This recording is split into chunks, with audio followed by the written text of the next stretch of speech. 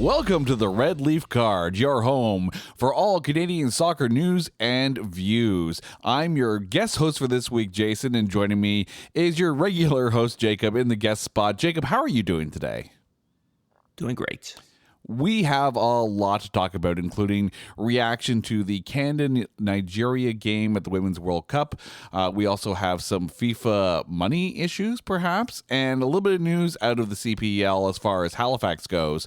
But before we do, here are your fixtures. In MLS, we had no games this weekend because we had the All-Star game on Wednesday where the MLS All-Stars lost 5-0 to Arsenal. However, in the Leagues Cup, you had Vancouver drawing 2-2 with Lyon, but lost 16-15 on penalties. Like, at this point, everyone's taking a turn there. They'll face LA Galaxy on Saturday. And Montreal CF also drew 2-2 with Pumas, but won 4-2 on penalties. They'll face DC United on Wednesday. And TFC will face New York City FC on Wednesday. And in the Canadian Premier League, on Friday, Forge beat Pacific 2-0. That's 5 straight games without a win for Pacific FC, and they have now fallen out of the top spot in the standings. And on Saturday, Cavalry with a big 5-1 win over Vancouver, with both teams getting a red card, one for Meyer Bevan and one for Amir Kanani. And we got some news out of League One BC. Jake, you want to take this one away? Yeah, a great surprising on TSS Rovers and Victoria Highlanders FC. One of the biggest shockers, and also another first appearance from BC is Victoria Highlanders winning the first spot in the regular season will make them to the Canadian Championship. 3-2 Highlanders in the first half. TSS Rovers scored Habibullah on the 40th minute. On the 44th minute, Hedman scores. In the second half, TSS Rovers scored to take the lead. Mejia. And in the 90th minute, Highlanders scored to tie it. And the game winner again scored by Schaffer to end it 3-2. So congratulations for Victoria Highlanders to taking that first spot in the regular season and making the first appearance in the Canadian Championship. Congratulations, Victoria. Can't wait to see you in the next Canadian Championship. Now, of course, the talk of the soccer world right now is the Women's World Cup currently happening in Australia and New Zealand. Canada has already had their first match with a 0-0 draw to Nigeria. Lots of chances for Canada, especially for Christine Sinclair, including a penalty kick, which great save on that one there. But in watching that match, did Canada look out of place, or did Canada look good and Nigeria just looked as good? My opinion about this match was Nigeria did actually great in the defensive area and was really doing great in this match against Canada. And it was really a shocker for Canada to get that PK blocked. And I think that one is one of the highlights of the best saves, no question about it, from rejecting Christine Sinclair. And Nigeria held it off to make it a scoreless game. So I have to give a lot of credit to Nigeria. It was a big shocker at this match. I will say, and one of the things that I noticed while I was watching this is that it seemed to me like they were almost trying to get Christine Sinclair on the board, knowing that this is going to be her final World Cup. I just wonder if they're trying too hard to make Christine Sinclair happen in this tournament.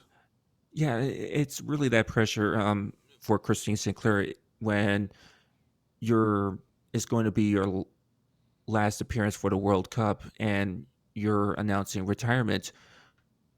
And you look at Canada, 14 shots, 2 of them were on target, and you can't even fathom that the amount of shots you've made, and Nigeria even had only one shot on target. No question about it that Canada was trying to be the aggressor in this match, but couldn't even make any goals into this match. I will say the first half chance prior to the penalty kick for Christine Sinclair, you could almost sit there and just say just a bit more curl, a bit more wind. You almost wanted like the fans in the stands to blow really hard and try and get the ball in. I mean, the thing is, to me, they didn't look like they were struggling. They looked like they were definitely putting the pressure on. Nigeria, I mean, you've got the crowd behind them as well because a lot of fans there for Nigeria, but it really Nigeria looked like they came to play, and I don't know if it's Nigeria trying to play up to the competition, but it makes me hopeful that Nigeria is going to play that well against Australia, which might help Canada in the long run. Obviously, the next match for them is against Ireland on Wednesday. Going into that match, is this must win for Canada? Well, you look at I think Ireland did lose to Australia, and you have Australia right in the top in match one for that group stage, and Canada is tied in second with Nigeria, and Ireland is in the bottom of the group stage. So it is most likely for them that it could be one of the. They would say that it will be an easy match for us to take that win. But the matter of fact is, if you're going to actually take that draw again, and you see if Nigeria does really well against Australia, you might have that point to say, oh, there is a lot of pressure to take that second spot at this point. It's also interesting that Canada is playing Ireland the day before Australia plays Nigeria, and I just wonder, which would have more pressure, knowing that they're playing against Ireland, and Ireland did lose against Australia. There's if they win, that's great. They've got the one win, one draw, and no losses. I just wonder if Australia played Nigeria before them, would it be better or worse? But obviously, they're going to come in and play very well, or at least the best that they can. Going in, your prediction: Canada versus Ireland. Who wins and what's the score?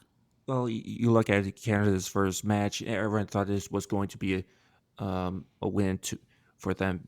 And a matter of fact, I think this might be that pressure for Canada. But a matter of fact is, you're having a debut for Ireland in this World Cup, so it might be more, I would say, win for Canada.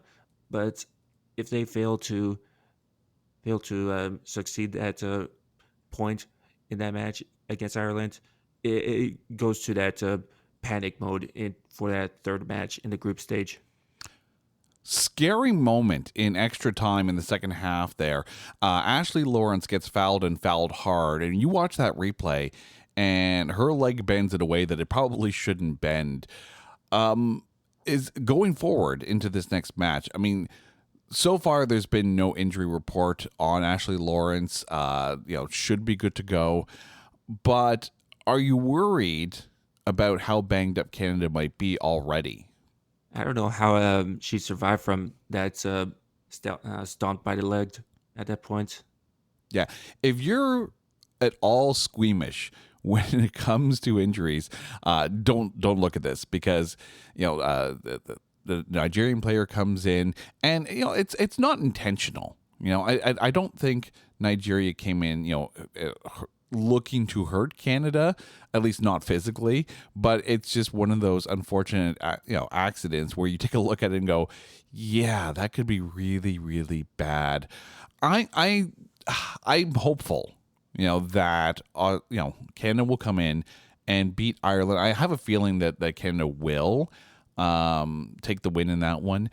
If Nigeria plays as well against Australia as they did against Canada, do you see a similar result in the Australia-Nigeria match. The Australia-Nigeria match? Yeah. I think that Australia will try to go more into that more aggression against Nigeria since how they were versing to Canada. So, but I think that Nigeria will try to take that defensive role against Australia, how they did against Canada. So it could be that matchup again, and how we see it. So, assuming that Australia and Nigeria play to a draw, because there is that possibility. Nigeria did play a very defensive game. The old saying goes, defense wins championships. So, if Australia and Nigeria play to a draw and Canada beats Ireland, then you're going to have Australia and Canada sitting with a win and a draw each. Nigeria sitting at 2 draws, and Ireland basically looking at an early trip home, which of course would put all the pressure on that Canada-Australia matchup. And then you have to think that Nigeria would also beat Ireland and sit at 1 win, 2 draws. So really, it's a matter of, if we get down to that Canada-Australia match and it's at that point win or go home, looking at a situation like that, if that's the case, Canada-Australia, prediction, who comes out on top? Canada, who makes it on top for Against Australia? Stage? Canada versus Australia? Yeah. Yes. It has to be Australia because the matter of fact is, right now Christine Sinclair now in a lot of pressure announcing retirement. Now you have Australia in their groove to it. And it was their match was basically 1-0. I keep on forgetting it's not like Australia dominated against Ireland. It was a 1-0 result. So I mean, we could sit there and take a look at possibilities and say, well, this is going to happen and this is going to happen. But the reality is, anything can happen. I mean, if somehow Nigeria maybe beats Australia, then it's an entirely different ball game. And then you're taking a look at a potential Canada-Nigeria fighting for the top of the spot. It is fascinating to see, and be curious to see where we're looking at next week. The worry here is that this is a tough group. When you take a look at all the groups, this is a very tough group. If Canada does not make it past the group stage, but they play to draws or, they just don't make it, but they still get a win. Like, however the standings fall out, if Canada does not make it to the group stage, in your eyes, is this a failure of a year? I know lots of people would say that it has to be the coach's fault for all those things, but a matter of fact is, you're already now having the generation that has done well. You've seen like the Olympics, for example, and the previous cups that they did really well. It's now that it is to try to find the next generations that could dominate at that point. Find the ones that could lead the team. And right now I'm looking at the group tied at second with Nigeria, with Canada. And you look at right now, they're going to be versing, if Canada right now, if you look at Group D, England is still tied at Denmark, and they could still have the chance to not actually verse England at that point if England stays at the second spot. So if Canada still, if their second match does not do well, stays at second, and England does really good at their second match, there could be a problem to actually verse England. Yeah, I can't see anyone really wanting to play against England coming out of the group stage. Lots to see though, and lots to happen still at the FIFA Women's World Cup. Now, I've seen there's a lot of people having England as the favorites to beat Canada if Canada will verse England.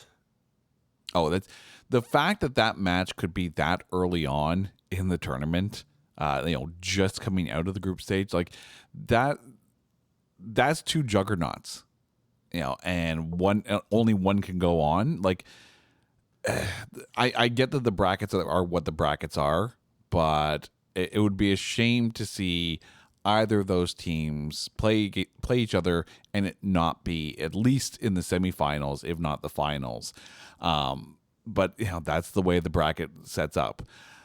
Again, lots of action still to come. Now, going into this tournament, like on the eve of the start of the tournament, there was a story that came out where FIFA could not guarantee that the federations would pay the promised $30,000 per player. The way it's working is this: there is a $110 million prize money pool for the Women's World Cup.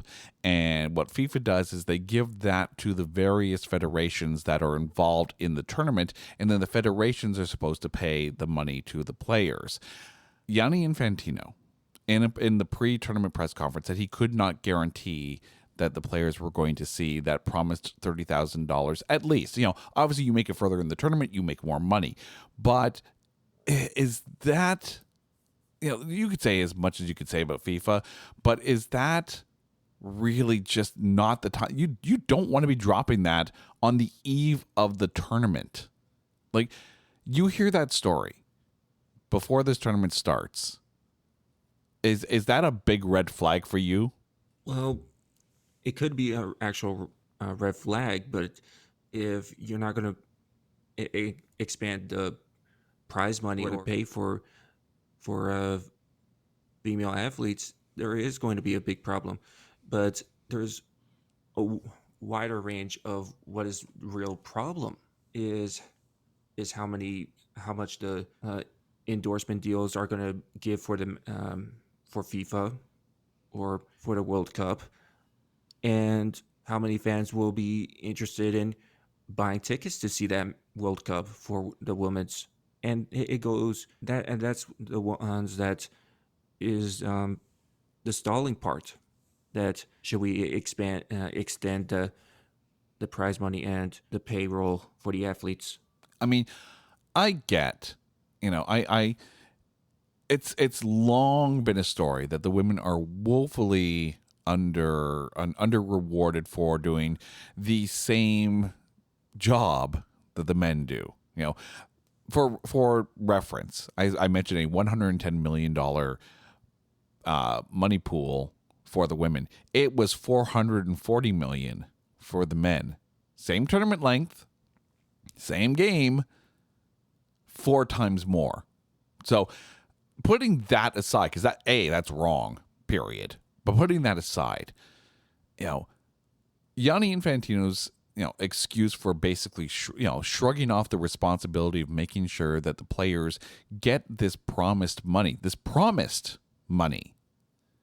is that because of local taxation laws and being different in each country, that it's something better handled by the local federations, by the different countries' federations.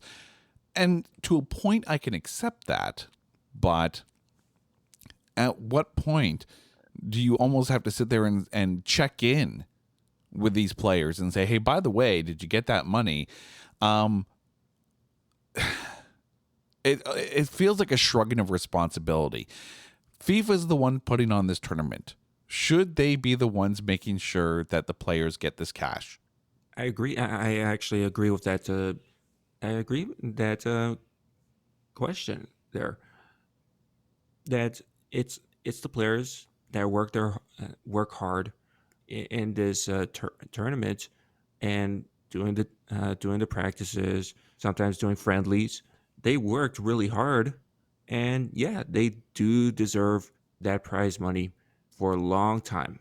And I think it's that time. Yeah, it just feels to me, and obviously, if the women get the money, that's great. It's all good. right? But it just feels to me like you're almost setting yourself up to have an excuse ready to go if the players don't make it, where you can sit there and say, well, we gave it to the federations, right? It's on them. We've seen in the lead up to this that the women in Canada soccer aren't exactly seeing eye to eye to begin with. Like how, if you're on the pitch, and you dealt with so much going into this tournament with the finances, with making sure that they had money to be able to practice and to participate in international friendlies during those competition windows, and then this story drops. There's two sides to this that I can see. One is that it almost gives FIFA the chance to wash their hands of things. But B, does this put more pressure onto Soccer Canada to make sure that they get that money, given the microscope that relationship is already under? It really is hard for when it's directed to Canada Soccer, because it is at this point, and it's always the financial for Canada Soccer Association, and you might not know where the money is going at this point. And as noticed, they already made a deal with Canadian Soccer Business to actually for better programs for other things, and some of the endorsement deals go to Canadian Soccer Business. So there's a lot of things that athletes don't know in this deal, and we might not know of how it's going to go for the future for Canada Soccer, for the women's national team. Yeah, I mean, from a financial standpoint, they came out and said because they sold the broadcast rights separately for this tournament than they did from the men, which is something that they didn't do in the past, that this tournament itself is actually going to break even, which is great. That's absolutely great. And if that leads to the women getting more money down the road, even better. But all it's going to take, and I'm not saying that this is going to happen in Canada, because I have a feeling that by FIFA giving the federations the money, there is going to be an added scrutiny level to this. But all it's going to take is one federation to be accused of not giving the money to the players, and that relationship, that the trust in that prize money is going to be put into question. So while it may be an alibi, an excuse, if you will, for FIFA, all it takes is one, and then the questions come back to FIFA. And there's so many documentaries about FIFA and money, and that just not being good. That it's questionable at best. And I feel bad for the players who are there. Players work so hard for that moment to be able to represent their country that it's almost a slap in the face to constantly have to question, is it financially worth it to represent your country at these kind of tournaments? I'm hoping that it's all for naught and every single player gets their money, and then eventually more down the road when there is a larger prize pool, and it should be equal between the men and the women. Absolutely. But here's hoping that all of this becomes just a non-story and everything kind of plays out well. A little bit more locally here.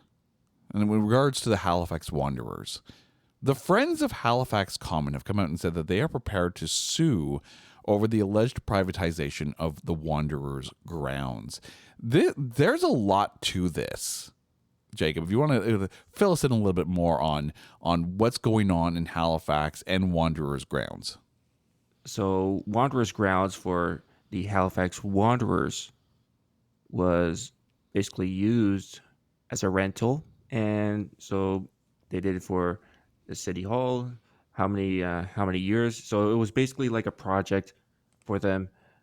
And then later they extended it until next year, and it's going to be actually expire next year. which I have to know about. And so right now, Derek Martin is still waiting for to make a 10,000 attendee soccer stadium for them, and it's still in that stalemate until everything works out. But it's that question mark if they're going to stay at Wanderers grounds or they will agree to make a Halifax Wanderers soccer field for them. And it's this whole drama. Yeah, I mean the Wanderers grounds, since the 1700s, the land is supposed to be public, and that was actually codified in law as recently as the 1990s. So it's not like this is an unknown commodity here. But I just wonder, like I get how the Wanderers wanting their own stadium. I get the club wanting to have their own place and have it be a good size because Halifax does embrace their teams. I just wonder though, like, is wanting to play on the Wanderers grounds and have a stadium kind of in that area, is that maybe asking too much? But I get it, right? It's supposed to be public. It's supposed to be a rentable field. And if the team is taking up the field the majority of the time, then you have, without officially privatizing it, you've privatized it. Because if the Wanderers are the only players that can actually use the field, then it's not really a public field anymore. I just wonder though, is there an easier solution to this? Because there's a lot of money that goes into building a stadium, and the city's got to put into it, the team's got to put into it, the league has to put into it. Would it not be easier to pair up with someone like Dalhousie University and use Wickwire pitch there, similar to what York United does with York Lions Stadium? Well, there's actually great ideas for actually where to go to. But the matter of fact is, you're still renting with a university at that point. And that's the same thing York United did. You're still renting a field, which they're basically playing on, and sooner or later try to find a place to actually have their own stadium, which, as noticed, there were sources that York United might actually play at Woodbine Racetrack to make a soccer stadium, I guess right? I guess the thing is that you know create building a stadium means building infrastructure.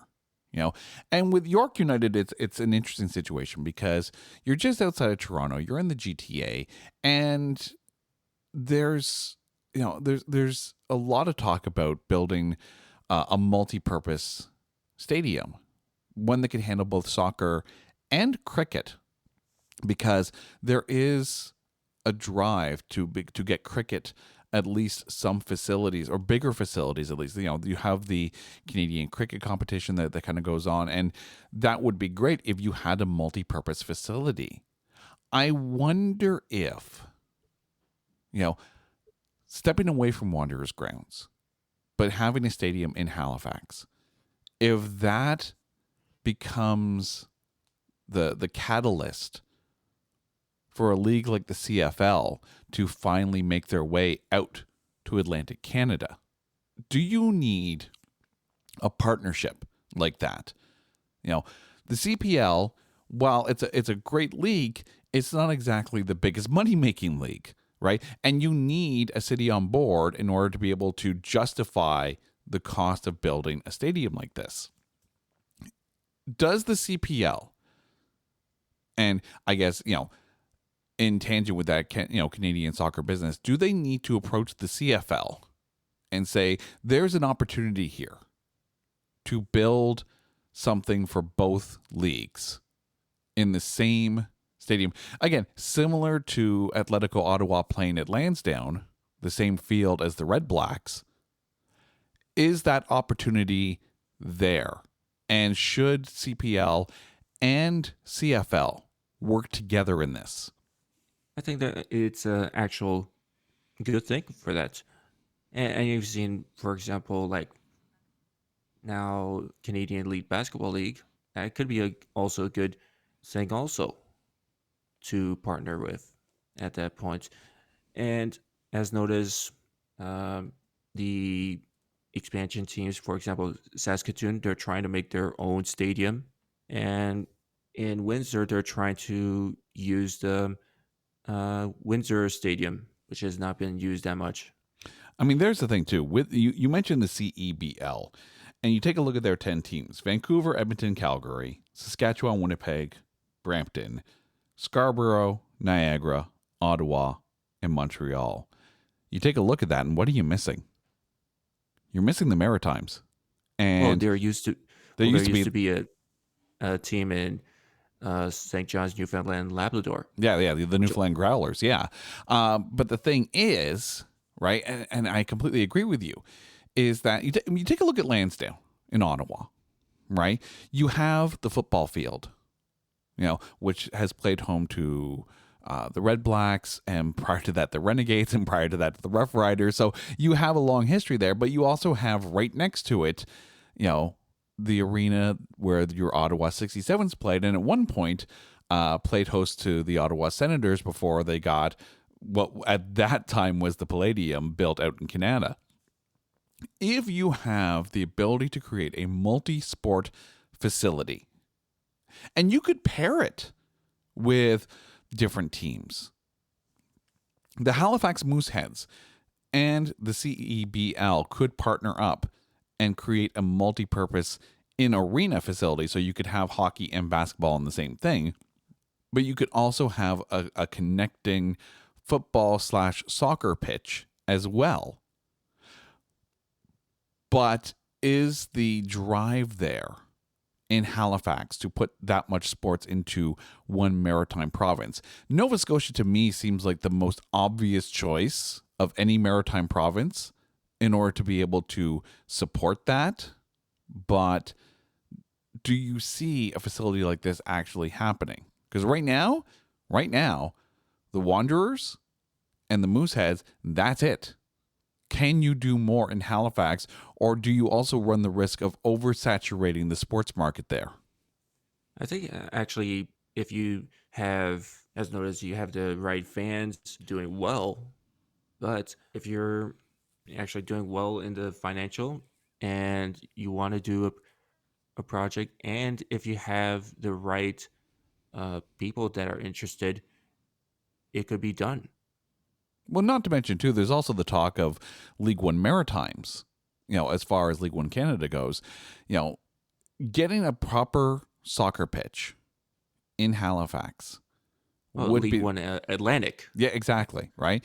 That would be great, because that would then be almost like a focal point, like almost like a home base, if you will, for League One Atlantic. Like, there's a lot of sports that can happen, but at this point, the facilities aren't there. I just wonder if that's going to happen. And to that token, I know Nova Scotia is going through a lot right now with the torrential rains and the flooding and whatnot. So here's hoping that everyone out there is safe. I So it's also even hilarious that Halifax Wanderers is actually going to play against Ottawa.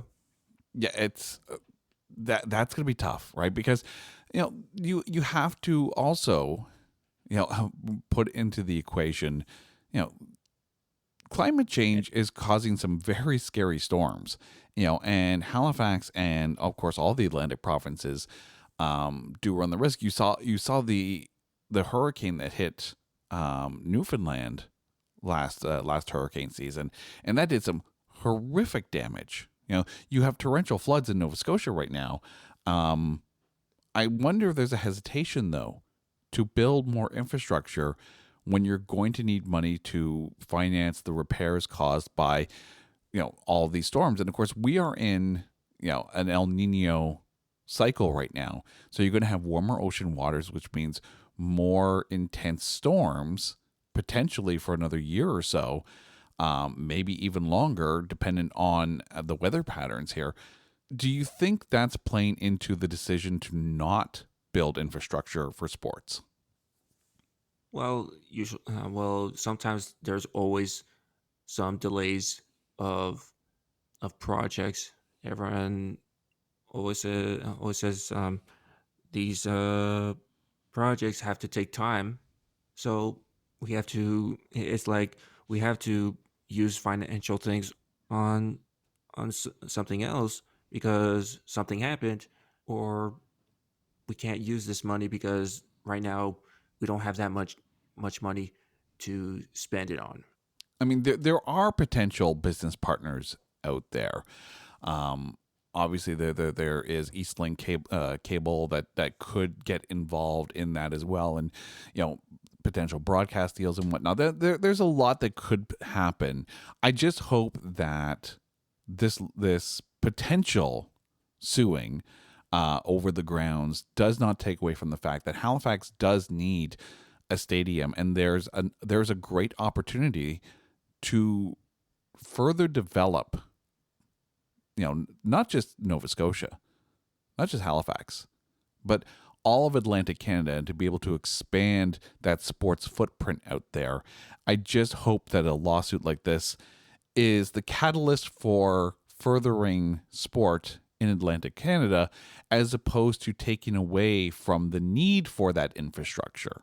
Yeah, even if they want to do better like if Canadian Premier League if they're trying to have a better financially, um, they would have to find sponsorships that could use that large money to sponsor the league and the teams.